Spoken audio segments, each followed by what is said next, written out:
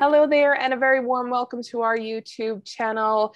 My name is Maria, and I am the founder of the New Mummy Company here in Oakville, Ontario. And today we are going to be chatting with Sonja, who is our certified holistic nutritional consultant. Hi, Sonja. Hi, Maria. Good day to you. Thank you so much for joining us. I'm thrilled to be here. I love talking about tricky, picky eaters. It's definitely a thing at the moment, that's for sure. Would you agree? I would. It's, it's nothing new to the world, but I believe that we are a little more sensitive to our children's needs, whether they be, above average needs, or whether it may be that we're just more attuned to their sensitivities. And so with that awareness comes more options. And, I'm grateful that I am teamed up with a company like New Mummy, where we can help others with all sorts of different practitioners to help. Wonderful. So if you haven't guessed it, today we're going to be talking about picky eaters and helping you with some hints and tips and advice and just sort of a little bit of do's and don'ts for when you're maybe beginning with the beginnings of it. I will start by saying that this will not constitute medical advice, and that if you are having difficulties with your child, whether they be a toddler or a slightly older child, then we would suggest that you speak to a professional who can give you tailored specific advice, because nutrition is obviously something that we can't take any risks with, and it is vital to their health, their well-being, as well as their immunity, to make sure that they are eating correctly. So please do seek advice if you need that help. But first of all, Sonja, my question for you is, we as a company are seeing a lot more requests from parents for both your services and our occupational therapists to deal with picky eaters. Is it a common occurrence and has always been a common occurrence, or is it just now that we're seeing an explosion of these types of challenges for parents, or is it just that parents are more aware of the fact that there is support out there for them now? It's a little bit of all the above. So okay. as I mentioned, we're a little more attuned to the sensitivities of our children. And, where we talk more with our counterparts all over social media, and, yourself and I being immersed with families, pre and post delivery, we're surrounded by it. And so while it seems like it's a new explosive trend, it's not necessarily so. It's just that everyone is a little more aware and we have options. Yes, and the options are always a good thing, because we know that when parents come to us, they are very often at their wits' end, having what they feel is tried everything. So it's nice that we can provide that support, because when you're a mom who's at her wits' end because you are so worried about their eating, and of course sometimes your doctor is like, oh, don't worry, they'll be fine, they'll eat it when they're hungry. It can be hard as a parent to hear that, and I'm sure you've heard that from many clients too, right? Absolutely. And I've experienced it myself too. I have a very active son myself, a little guy. He's not quite 5 yet. And, all the do's and don'ts that I'll talk about, I've also gone off of script before myself, because I have been at my wit's end. But, we try and arm ourselves with all the information that we can and get all the details, so that we can best support our children and our families' needs. Because eating is not just, one individual. It's a family affair, and should be a family affair and a social affair and a fun time and Absolutely. A healthy time for the family. Yes, I couldn't agree with you more. Mm-hmm. So you mentioned that we're going to talk about some do's and don'ts. So let's dive right in and talk about some of those do's and don'ts for parents. So let's start with the do's first, because we want to be really positive about the fact that this can get better. That's the good news, right? Mm-hmm, mm-hmm, absolutely. It can get better. And, it happens to every child at every stage.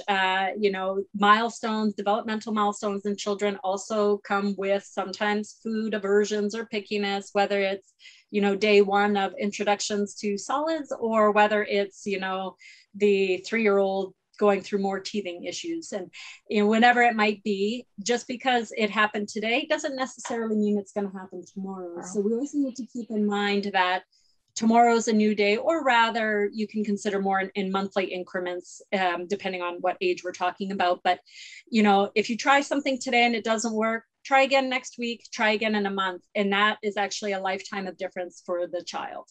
Mm-hmm. But the best thing we can do for our children is to be good examples. So we want to make, you know, again, whether we're talking about introduction to solids or whether we're talking about the 3-year-old, you know, flinging the spaghetti across the room, is to make it a fun family event. And, you know, not to say that every meal is going to be with, you know, a big family affair, even if it's just parent and child. You want to be both eating at the same time and eating, you know, relatively the same foods if it makes sense at the time. That's one of the best things we can do. Great fact for those that have had breastfed children, babies, they are actually less likely to be too much of picky eaters, even though it still happens to everyone. But because they have been exposed to more foods from mother's breast milk. So, you know, if mother ate a big variety of foods of broccoli, you know, garlic, onions, meat, or, you know, whatever it might be for that mom's choice, that child was exposed to all those different flavors. So they will have less aversions. So that's a positive fun fact if that is an option for the family.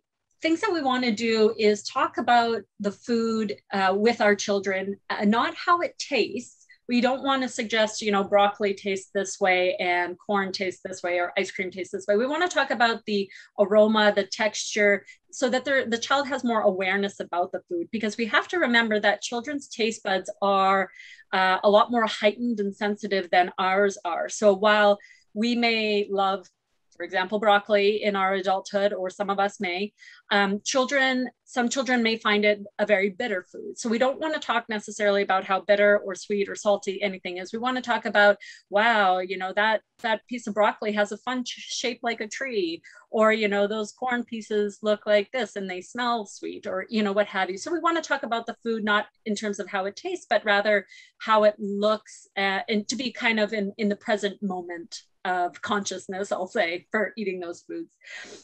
If we can, depending on the age, we want to make, you know, silly faces and exaggerated, you know, facial expressions when you have that bite, you know, delicious, that type of thing. Or if you have time, trying to arrange the foods you know that they won't like into fun shapes on the plate. And I'm not talking to go gourmet foodie, spending an hour decorating your plate for the child. That's usually not realistic for most families.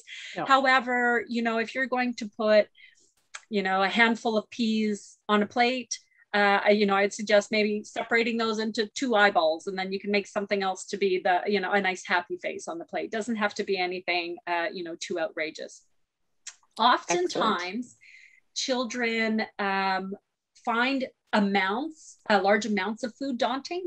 Yes. So, you know, if we're, you know, again, talking about broccoli or zucchini or something, if we put 5 pieces on their plate, that seems an enormous task for the children. If we can put, you know, a couple of pieces on the plate, again, depending, you know, if we're not going to put 2 individual peas on a plate, but if we're talking small amounts, it makes it more palatable, and it's an amount that they can kind of understand.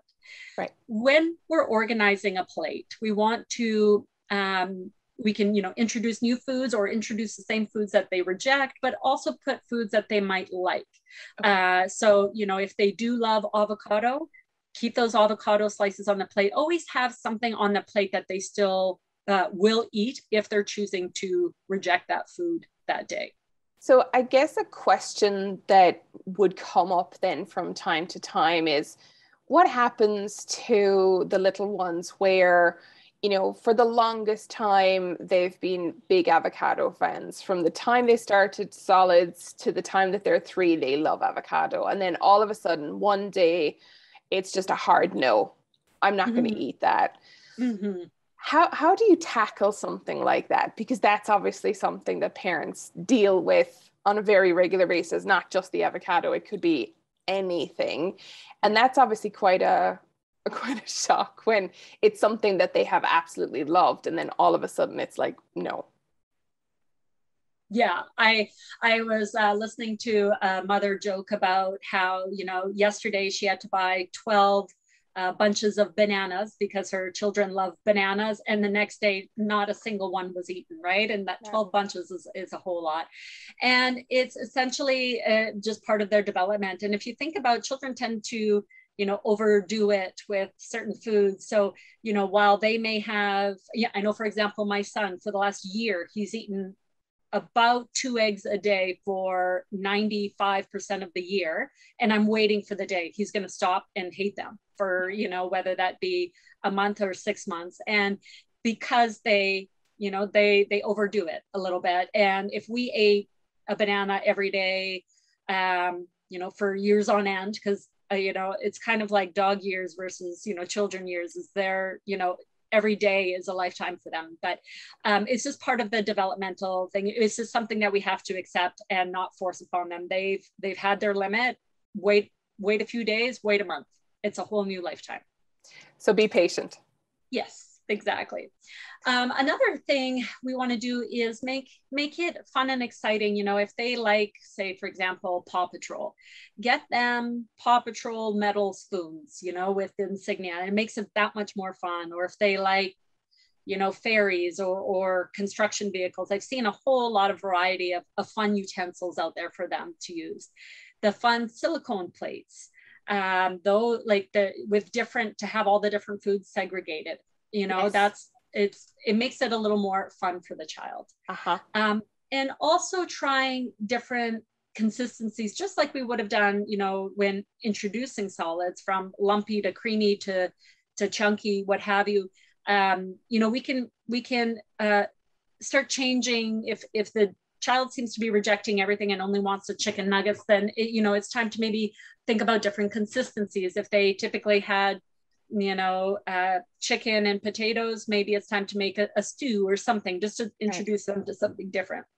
If we are frequent with our, different introduction of foods with our children, meaning not keeping to the same types of foods all the time, that also will help future pickiness. So something to keep in mind as well. I'm sure it would help to involve the kids in the preparation of their meals as well. But I can appreciate that, now kids are about to go back to school. Life is about to get a lot busier. So there won't obviously be all of the time to involve kids in their meal prep. But you could try to help them be involved in as much as possible, because then that's putting another element of fun in it. And it also involves them in understanding, what does a carrot look like before it's chopped and put on your plate? What does a zucchini look like? Because it doesn't look like a zucchini once from the store to the plate. It looks quite different. So all of those kind of things, I'm sure, helps too. Absolutely. And you made a good point. As we get back to school or work years, having the children, so if they may not be able to go grocery shopping with you, have them help you plan the meal for the day. So even having, say, for example, a little chalkboard, or even just a piece of paper on the fridge, and whatever suits your family in terms of meal planning, whether that's the day of or whether that's a weekend ahead, drawing a picture for Taco Tuesday or Pizza Friday, or, whatever variation, but having them part of that portion will help as well. And of course, we're getting past that at the end of summer here, but having them involved in any type of vegetable gardening, and even if you do not have the space, there's always room for one pot for 2 carrots to grow, kind of thing, and having them be aware of what it looks like from start to finish. Absolutely. And there's nothing more satisfactory than growing your own, even keeping a basil plant alive. I feel quite proud of myself. Absolutely. I wholeheartedly agree to that. I'm going to get into some of the don'ts. Perfect. Don'ts. So one thing we don't want to do is keep on, we don't want distractions. So TVs, computers, screens, that type of thing. We want children to be mindful and present with their body of what they're eating, but also because you don't want in the middle of that broccoli and zucchini meal for the child to see a commercial or a toy or something for little Joey's ice cream maker or little Susie's slushy cup candy machine type thing. Yeah. Because that will, it's a light switch for them. No longer do I want my favorite avocado on this plate. I now need the ice cream, and nothing will work. So want to keep the distractions down. Ideally we don't want to be a short order cook. And I don't think any family really sets themselves up or thinks, oh, when I have a child, I will do short order cook. I don't think anyone sets themselves up for it. However, we've all done it. We get in there because we fear, oh, if our child doesn't eat, what's going to happen? Or my child's little, my child needs this food. And it's up to you and your family. If you want to be, you have the time to be, go for it. But many families don't. So it's just usually better for the family dynamics that everyone eats the same meal, with, of course, exceptions where, too spicy foods may not suit. And we can go into more details of, the fine details for that at another time. But that's generally, we want to make, we don't want to have to make completely different meals for every child in the household. No. But it is very easy to get into that habit of giving them something, they don't eat it, we then turn around and prepare something else, they don't eat it, and then we turn around and prepare something else because, well, they didn't eat dinner, and if they don't eat dinner, they're going to wake up hungry, and then we don't want to wake up in the middle of the night. So it can be a pretty tricky one to have to master. So if you are a parent who's going through right now, we hear you and we feel you. And you have our deepest sympathies, because we know just how exhausting that is and how frustrating, but ultimately how costly it is, because what happened to the first 2 meals? Are they getting eaten? Well, no, most moms are going to eat the leftovers anyway, because that's what moms do, but it's certainly not a viable option for the long term. Or long-term solution, or especially if you have more than one or a handful of children, then it becomes a really difficult matter. So sticking sort of to your guns as best as you can, or your plans for your family is the best way to go. And of course, introducing or just feeding our children wholesome, nutritious, unprocessed meals is the best way to go too. Absolutely. And what we don't want to do is, offer treats or desserts for rewards. So what we don't want to say to our children is, if you finish those last 2 bites of broccoli, then you get an ice cream for dessert, because what the child hears is, this must be garbage food, and I get rewarded just to push it down my mouth, right? Or push it down into the stomach. And so we don't want to offer that. There are no good and bad foods. There's more nutritious ones than others, but we don't want to create that black and white scenario for children. One food is good, one food is bad. We don't want to do that. And we don't want a reward system for it either. You will find what's best for your family and meal planning, but we just do not want to offer rewards. Of course. And of course, in the longer term, we don't want to have those situations where there is a good food and a bad food, because then, as we talk about teenagers, then it can be the roles are reversed, where they have other connotations around the diet industry and the dessert and the ice cream, and I can't eat any of that. So we do want to sort of start off right at the early stages of having a healthy relationship across the board with food. Absolutely. And one last thing to add to the healthy associations with food is, we really want to actually let the child listen to their body. If they are full, we don't want to say just 2 more bites, because we have to remember that their stomachs are really tiny. And they are very aware of their body. And we just don't want to always have them to need to finish their plates. Yeah. So I know a lot of parents who are listening right now are going to think, okay, lady, very easy for you to say, but if I do any of the things that you've suggested right now, I'm going to have a kid who's going to starve. So that's just not an option. So first of all, is it something that parents should be concerned about? Will children starve? Will their toddler starve? Yeah, no, generally speaking, their children will not starve. Hunger is an exceptional motivator. We've seen cases, this isn't true, tried and true science, but we have seen children who have to have a revamp of their dietary intake if they're on extreme spectrums. And we've seen that after 3 days, while it seemed like they might be starving themselves, all of a sudden they're now ready for these different foods that they have to introduce to help manage their special needs. But of course, if something seems peculiar to you and not average, if you talk to your mom friends, you talk to your doctor, revisit going back to your doctor, because of course there are, although it's more not as common, there are very particular sensory needs that children have with foods that just do not suit the children.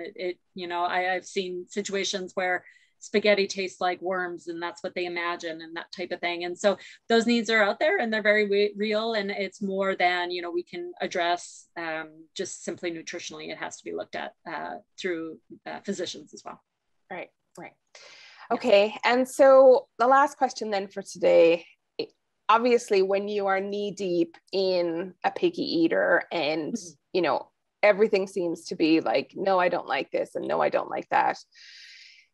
Yes, there is support available and we can help and we can fix it, but obviously not everyone will be able to reach out for help, or they may not be in a position to reach out for help, or they might just want to go it alone.